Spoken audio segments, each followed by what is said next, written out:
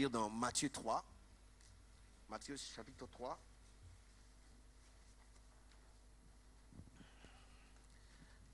Et verset 15. À partir du verset 15 jusqu'au verset 17. Matthieu chapitre 3, verset 15 jusqu'à 17. Est-ce qu'on a trouvé? Ok, c'est sur l'écran. Est-ce que nous pouvons ensemble, s'il vous plaît, lire, quelle que soit la version que vous avez, lire à haute voix, pour la gloire du Seigneur. À 3, nous lisons 1, 2, 3. Jésus répondit, laisse faire maintenant, car il est convenable que nous accomplissions ainsi tout ce qui est juste. Dès que Jésus eut été baptisé, il sortit.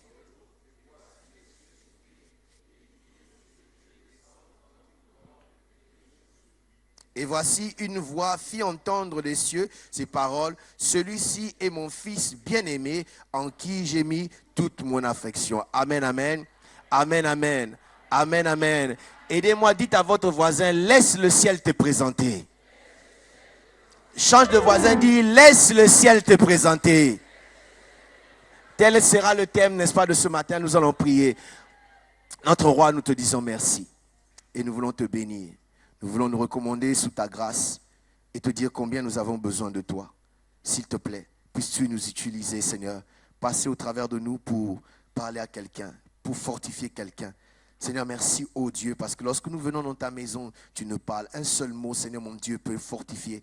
Seigneur, mon Dieu, un seul mot peut bénir quelqu'un. Nous prions, oh Dieu, que tu te saisisses de nous par ton Saint-Esprit comme un canal de bénédiction pour la vie de quelqu'un. Seigneur, que cela soit ainsi dans le nom de Jésus. Saint-Esprit, viens glorifier Jésus au travers de nous. Oh, nous te laissons place. Que Jésus soit glorifié. Qu'à la fin de ce message, que Jésus soit élevé et élevé encore. Au nom de Jésus, nous avons ainsi prié. Amen. Nous reprenons nos places. Laisse le ciel te présenter. Amen, amen. Vous savez, selon les règles de civilité, à chaque fois que vous rencontrez une personne, il est très important de pouvoir vous présenter à cette personne. Et votre présentation à la personne détermine la considération que cette personne peut avoir de vous et peut-être même à quel degré ou niveau il peut commencer à traiter avec vous.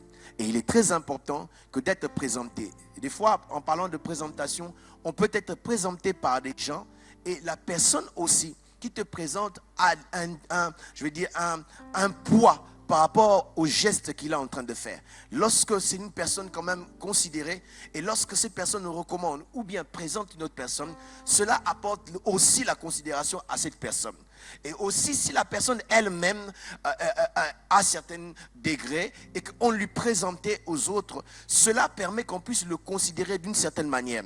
Sur cette terre dans laquelle nous vivons, il est très important, bien aimé, dans notre relation avec les hommes, dans notre relation sur terre, que nous soyons présentés et non pas présentés n'importe comment, présentés tels que nous le sommes réellement. Présentés selon ce que Dieu dit de nous, ce que Dieu croit que nous sommes et ce que Dieu sait que nous avons. Amen, amen, amen. Parce que le vrai problème, des fois, de présentation, les hommes présentent et ils peuvent présenter, mais des fois, ils ne présentent pas comme il se doit parce qu'ils ne connaissent pas tout à notre sujet. Jean-Baptiste, parce que dans les textes que nous avons lus, c'est le baptême de Jésus. Baptême de Jésus qui a été baptisé par Jean-Baptiste. Et vous allez voir, si vous lisez l'histoire, Jean-Baptiste, lorsqu'il a commencé à baptiser, il a tellement bougé les gens de son temps. Et tout le monde savait que quelque chose se passait dans le désert, quelque chose se passait au Jourdain. Et même les autorités étaient au courant. Vous savez, bien aimé, là où il y a l'onction parle pour elle-même. Je disais que l'onction parle pour elle-même. Nous avons besoin aujourd'hui, des fois de faire des bruits. Mais l'onction peut faire un bruit que ta bouche ne saura pas faire. Et Jean-Baptiste, là dans le désert, là au Jourdain, les gens venaient, les autorités voulaient savoir, mais toi tu es qui? Est-ce que tu es le Messie? Il dit non, moi je ne suis pas le Messie, mais je suis la voix qui est venue pour préparer le Messie. Et lorsque lui-même il parle, il dit ceci, il commence à s'expliquer, il dit ceci, que lui-même il ne connaissait pas le Messie. Lui-même, il ne connaissait pas cette personne-là, mais celui qui lui a envoyé pour baptiser, lui avait dit, celui sur qui tu verras le Saint-Esprit descendre et s'arrêter, c'est celui-là qui est le Messie. Et lorsqu'on parle ici, c'est Jésus. Jésus, c'était son cousin. Ils se connaissaient. Et ils ne se sont pas connus dans le monde. Ils sont connus alors qu'ils étaient dans les ventres de leurs parents. La Bible dit le jour où Marie saluait, n'est-ce pas, Élisabeth, leur grossesse, je veux dire, les enfants qui étaient dans le ventre ont tressailli. Jean-Baptiste plutôt a tressailli. Et ce Jean-Baptiste est plus âgé que Jésus. Et s'il était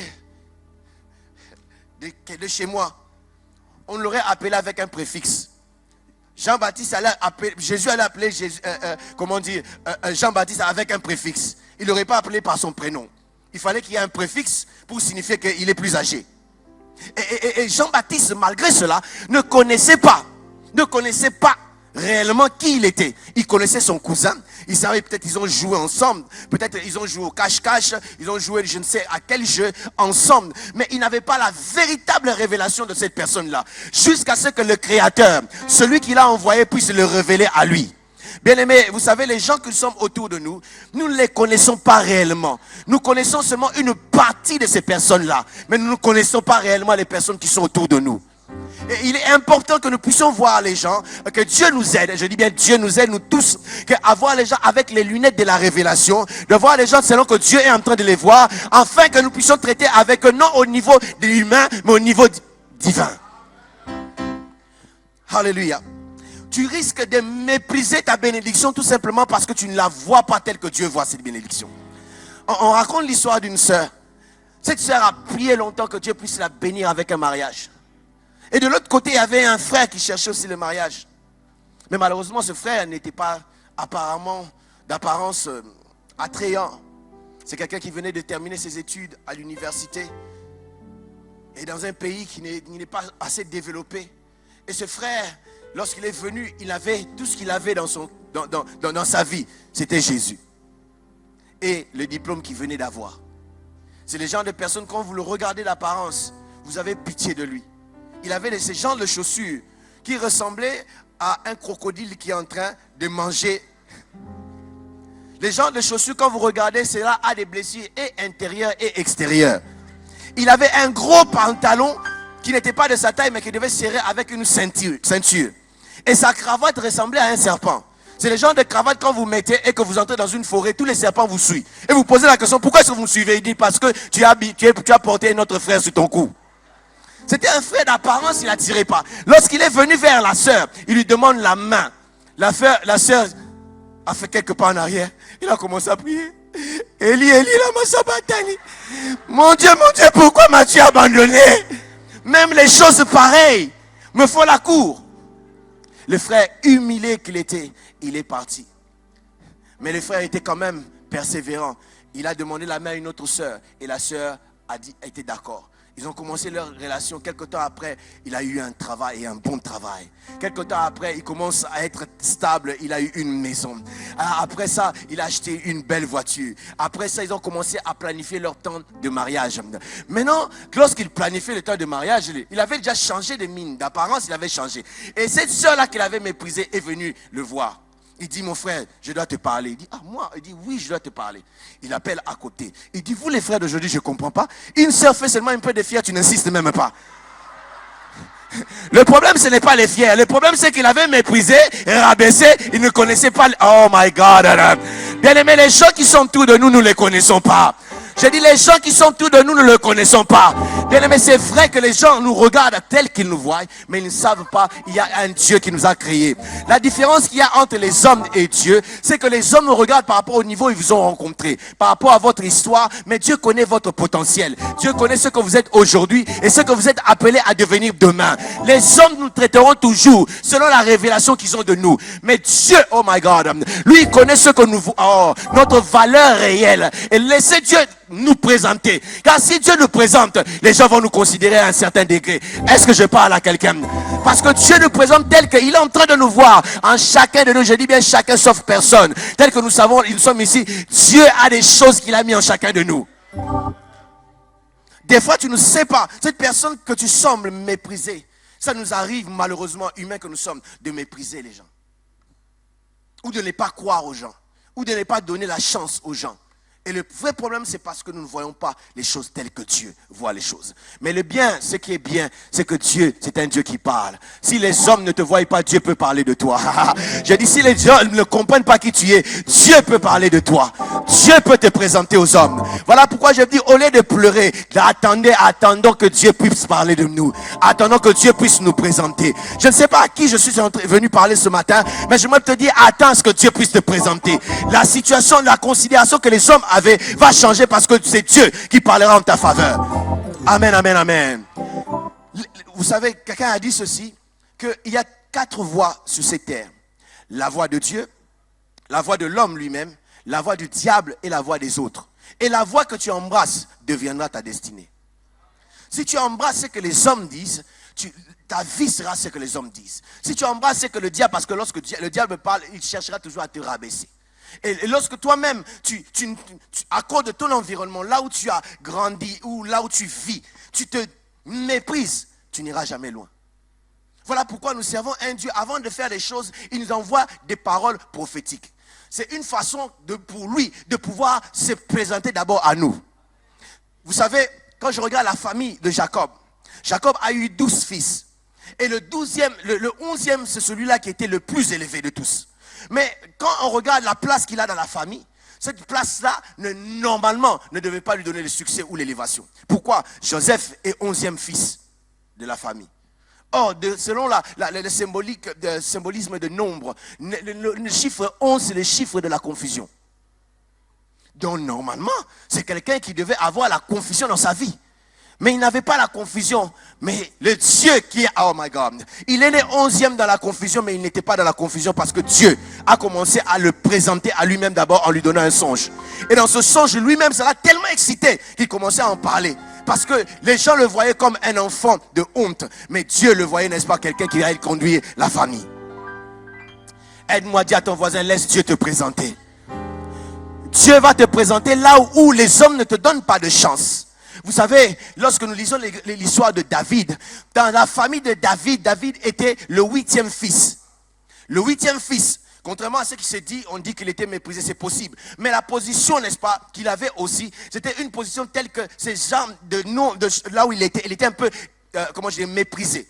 Et lorsqu'on cherche un roi, Dieu dit à Samuel, il dit, va dans la maison de Isaïe, parce que là, j'ai vu, pas un garçon, pas un berger, mais j'ai vu un roi. Mais lorsqu'il arrive, il cherche, il dit, je suis venu avec, n'est-ce pas, à l'onction pour oindre ici. Son père amène les gens qui avaient la taille d'un roi. Mais sauf la personne qui a été roi. Parce que son père n'avait même pas la révélation de qui il était.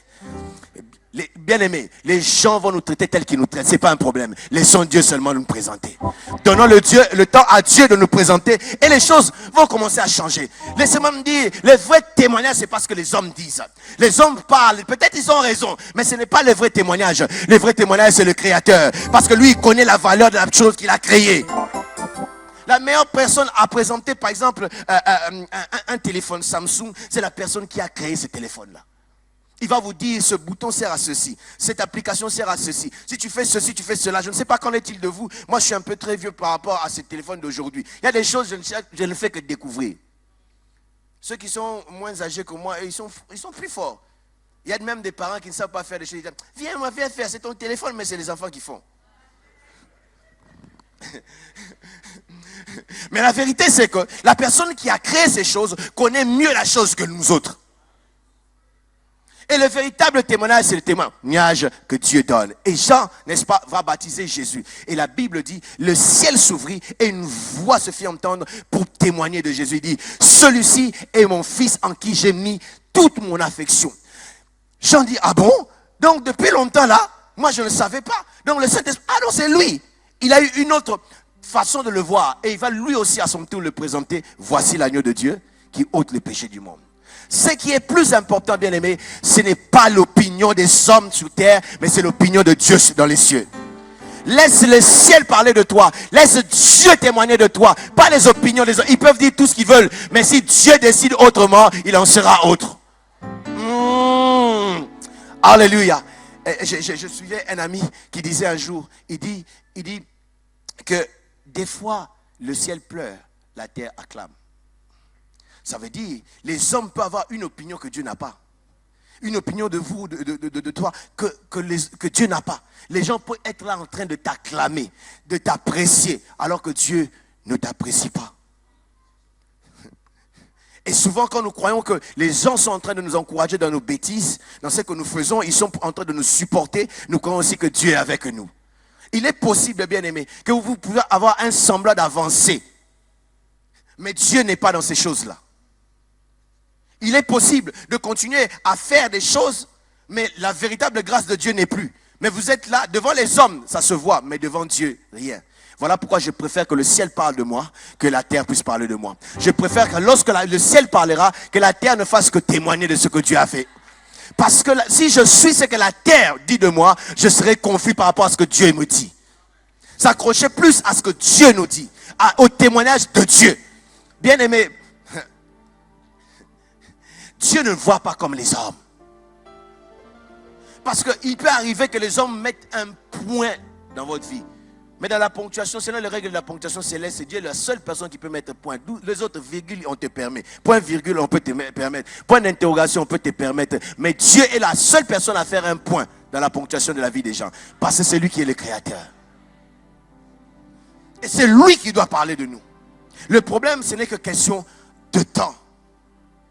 Ce n'est que question de temps. Là où c'est difficile pour nous humains, c'est que d'attendre jusqu'à ce que Dieu va parler en notre faveur.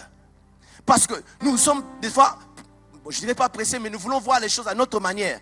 Mais Dieu voit les choses à sa manière. La Bible parle d'un homme qui était portier. Et tout le monde savait qu'il était portier, mais un portier têtu. Parce qu'il savait quoi? Il était un enfant de Dieu. Je parle de Mardochée. Et un jour, Aman qui passait toujours, tout le monde se prosternait, mais celui-là ne se prosternait pas. Il n'a rien, mais il ne se prosterne pas parce qu'il connaît son identité. Quand tu connais ton identité, tu sais qui tu es. Tu ne vas pas faire les choses que tout le monde est en train de faire. Et tout le monde se prosternait, lui il ne voulait pas se prosterner. Et un jour il a sauvé même le roi. Mais les portiers on l'a oublié. Mais il y a eu un temps où Dieu voulait le présenter à ce roi-là. Pour lui dire que la personne qui t'a sauvé, ce n'est pas n'importe qui. Le temps est arrivé. Et la Bible dit Dieu a volé, a pris le sommeil, n'est-ce pas, du roi. Je prie Dieu qu'il puisse priver certaines personnes du sommeil pour toi.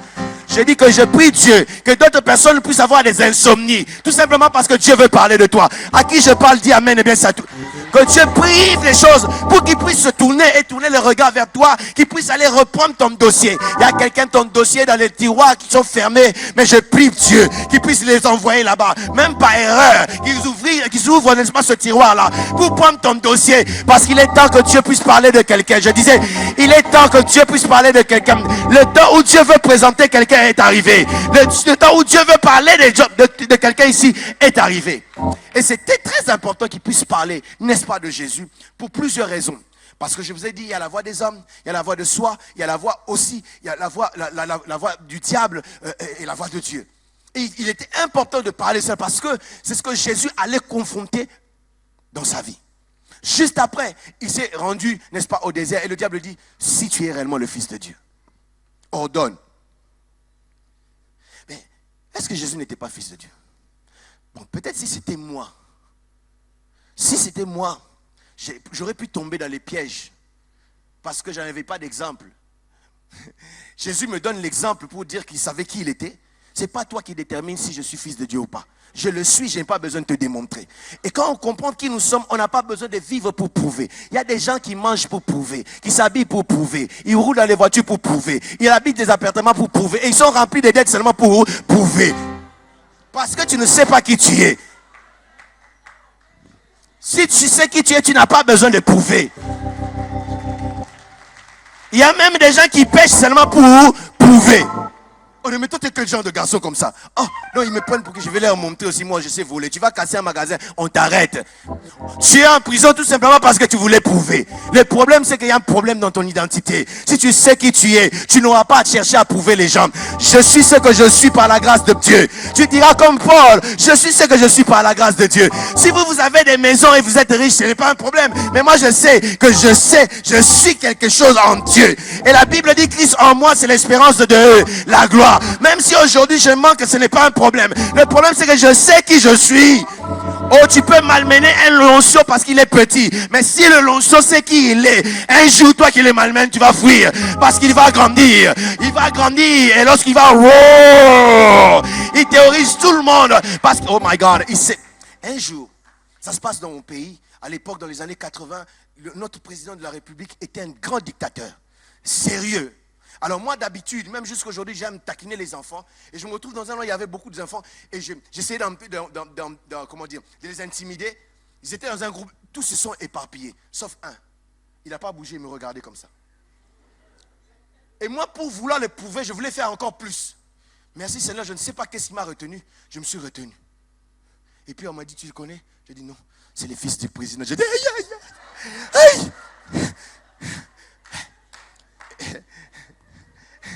Peut-être d'autres n'ont pas la réalité de ce que je dis. Tu peux prendre le fils du président, tu fais ça. Mais en ce temps-là, essaye. Et toi, et tes parents, et tes grands-parents, toute ta famille sera en prison. Mais le petit n'a pas bougé. Pourquoi? Parce qu'il sait qu'il n'est pas n'importe qui. Voilà pourquoi même si les ennemis se lèvent et les démons et les sorciers se lèvent, nous ne bougeons pas parce que nous savons que celui qui est en nous est plus fort que celui qui est dans le monde.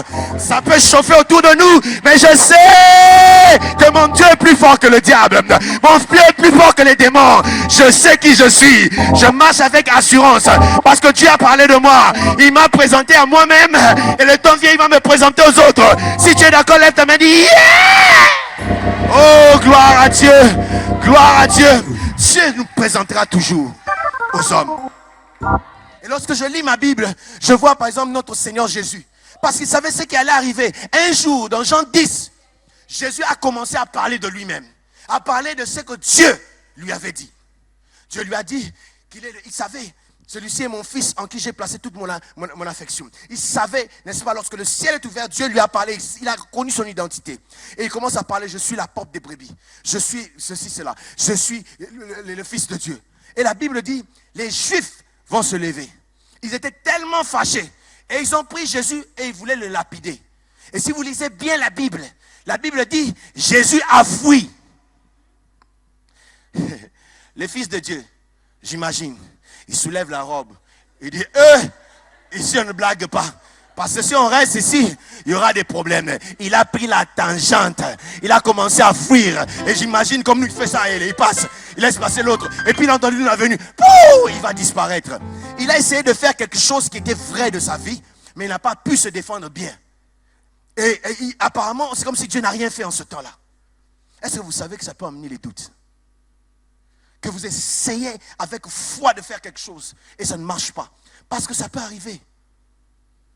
C'est comme un semblant de l'échec de Dieu. Ah oui, si vous lisez la Bible, vous verrez des semblants de l'échec de Dieu. Je dis semblant parce qu'en réalité, ce n'est pas un échec. Parce qu'un jour, Jésus a appelé un aveugle né. Non, plutôt un aveugle, il va prier pour lui. Lui-même, il dit, il voit. Mais il voit les hommes comme les arbres. Est-ce qu'il a vu? Il n'a pas vu. Il a vu, mais pas bien. Ça semble être un échec. Dieu a créé l'homme pour qu'il puisse dominer. Et cet homme-là que Dieu a créé est tombé. Ça semble être un échec. Mais ce qui est bien avec Dieu, Dieu ne s'arrête pas tant qu'il n'a pas encore fini. Quand Dieu a parlé, il parle bien. Et Jésus, vous allez voir la réaction. La Bible dit, il va aller où? Au Jourdain. Pourquoi au Jourdain? C'est là où il avait entendu la voix. C'est là où il avait entendu la voix. Lorsque ça ne marche pas, lorsqu'on ne comprend pas, là où nous devons aller, c'est vers celui qui nous a donné la promesse, vers celui qui nous a parlé. C'est lui qui est capable de nous restaurer. Et la Bible dit, il est resté là-bas. Il est resté là-bas pendant un temps. J'ose croire que c'était le temps où qu'il puisse, n'est-ce pas, retrouver, humain qu'il était en ce temps. Il devait, n'est-ce pas, retrouver la force. Non, je suis réellement fils de Dieu. Alors même s'ils ont voulu me lapider, ils ne peuvent pas. D'ailleurs, ma mort, ce n'est pas par lapidation, je vais mourir par la croix. Je sais qui je suis. Et Jésus dit non, je dois montrer vraiment qui est-ce que je suis. Parce que lorsque Dieu vous présente, il ne reste pas en arrière. Il est, n'est-ce pas, derrière ce qu'il vous a dit, il a présenté pour pouvoir faire éclater sa gloire. Et dans le chapitre 11e, directement, Dieu va créer quelque chose. Lisez bien quand vous rentrez à la maison, Jean 10, Jean 11 et Jean 12. Dieu a créé quelque chose. Il a créé ça chez qui? Un homme appelé Lazare. À chaque fois que Dieu présente ses bien-aimés, Dieu traite ses bien-aimés différemment. Dieu cherche toujours des occasions pour promouvoir ses bien-aimés. Dieu cherche toujours des Goliaths qui font peur aux autres, mais ils ne font pas peur au bien-aimé qui est David. Enfin que bien... Et là, il a cherché une occasion chez Lazare. Lazare, qui était calme dans la maison. J'imagine directement, la fièvre va commencer. Lazare, qu'est-ce qu'il y a? Non, ça va, ça va, ça va. Des fois, nous les chrétiens, bon, nous ne mentons pas, mais bon, je ne sais pas si c'est la foi, mais des fois on dit ça va, là, il ne faut pas dire ça va. Et c'est devenu sérieux. Amenez-moi la couverture, amenez-moi la couverture. J'aime pas la maladie. Hein. La maladie, c'est pas bien. La maladie peut te rendre comme un bébé. Et ses sœurs disent non, ne t'inquiète pas, nous avons Jésus, on va l'appeler, il viendra. Comme ça nous arrive des fois quand nous avons des problèmes, on se dit ne t'inquiète pas, Jésus va venir. Vous savez, c'est facile de dire à l'autre qui n'est pas en train de souffrir. C'est facile à parler à celui qui souffre quand toi tu ne souffres pas. Hein? Vous connaissez l'histoire, n'est-ce pas, de cette femme? Un jour, c'était une diaconesse dans leur église. Une jeune fille était malade à l'hôpital. Quand elle était malade, et elle souffrait tellement. Elle est venue visiter. Elle dit non, le diable c'est un menteur. Il a perdu à la croix. Et Dieu l'a vaincu et tout. Oh, garde ta foi, garde ta foi. Elle a prié pour la jeune fille, encouragé quelque temps. Elle est guérie. Et quelques jours après, la même dame, elle est tombée maintenant malade. Et la fille vient et encourager la maman. Il dit non, tu sais quoi, le diable est un menteur. Il dit hé ma fille, cette fois-ci il ne ment pas. Parce que c'est facile d'encourager les autres hein, quand ce n'est pas vous qui traversez ça.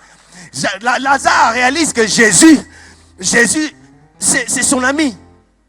Et à chaque fois qu'il se rendait à Béthanie, et si vous lisez la Bible, il ne s'est pas rendu plus d'une fois, il s'est rendu à Béthanie. C'est dans cette maison-là qu'il allait manger.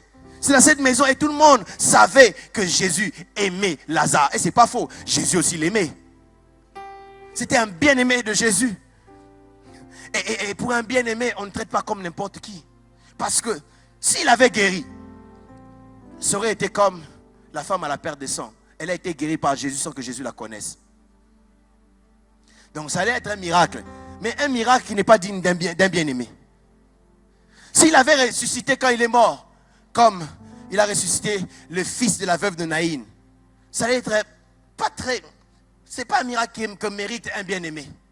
Parce que c'était par accident que Jésus a rencontré cet enfant. S'il avait fait pour la fille de Jairus, Jairus était un chef de synagogue, un Romain peut-être qui travaillait pour... non, un chef de synagogue, oui. Et il n'y avait pas trop de relation comme avec Lazare. Et quand tu es un bien-aimé de Dieu et que Dieu a parlé de toi, Jésus lui-même un bien-aimé, il a échoué et Dieu veut le promouvoir. Mais il utilise aussi un autre bien-aimé pour pouvoir amener la gloire. Souvent nous disons, oh si tu crois, tu verras la gloire de Dieu. C'est une chose de voir la gloire de Dieu, mais c'en est une autre d'être la personne par qui la gloire s'élève. Et pour qu'on soit la personne par qui la gloire s'élève, des fois on va traverser certaines choses. Et Lazare, malade, Jésus tarde et il le fait exprès. Comment ça blesse de savoir que je m'attendais telle chose de cette personne. Mais elle ne le fait pas. Ça fait du mal. Et il est mort avec une blessure intérieure. Son ami n'est pas venu. Peut-être en mourant, il pouvait dire, dites à Jésus, j'ai attendu quand même. Ça, c'est l'ingratitude. Mais ce n'est rien. Dieu seul sait. Il meurt. Et lorsqu'il meurt, c'est en ce moment-là, Jésus dit, allons réveiller Lazare parce qu'il dort. Ah!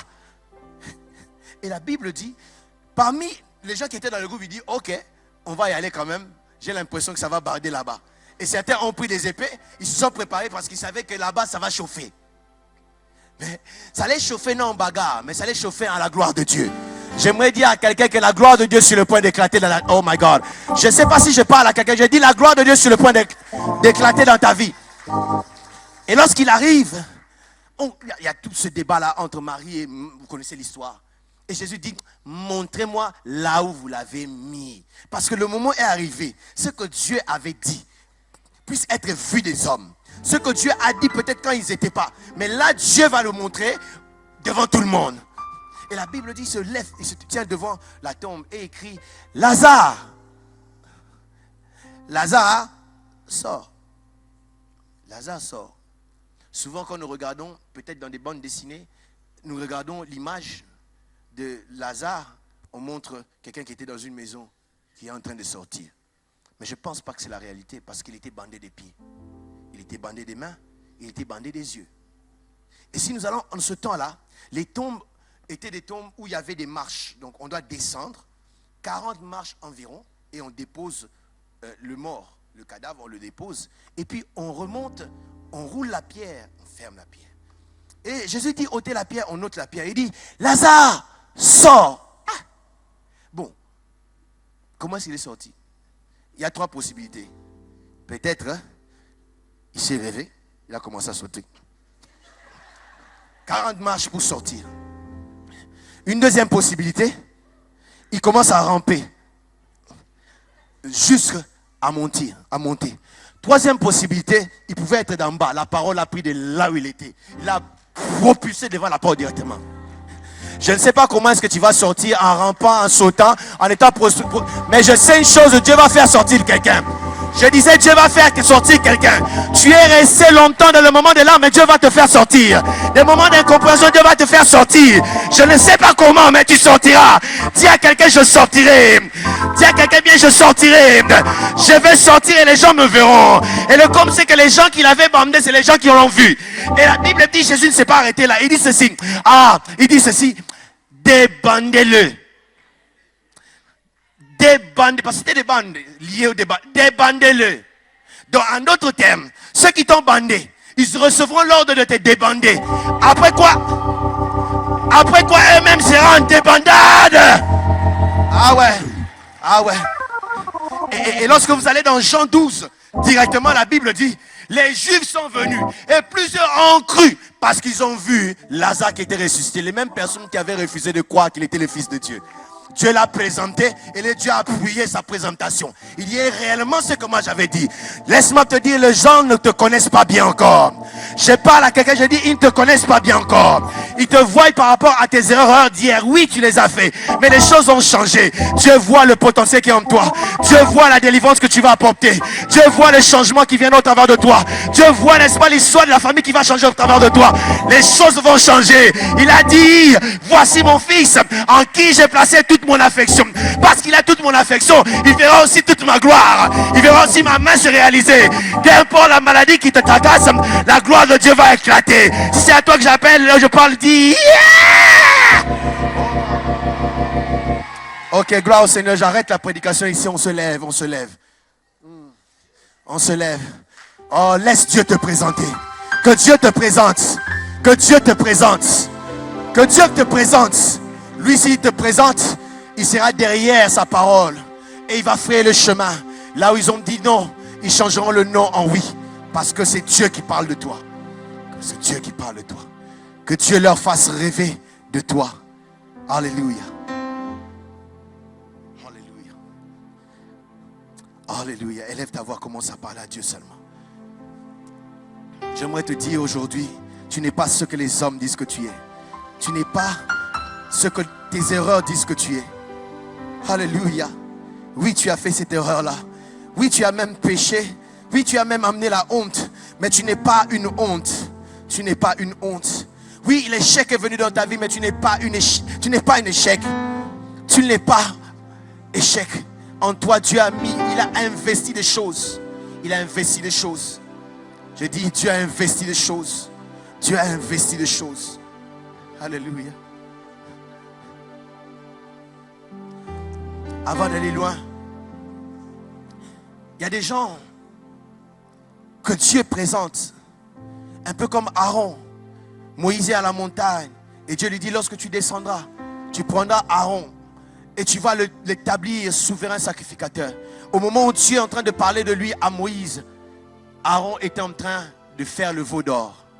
Il y a des gens, Dieu veut parler de toi.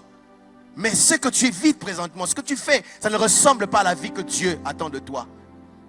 Tout ce dont tu as besoin, c'est de te repentir. De revenir à Dieu sincèrement.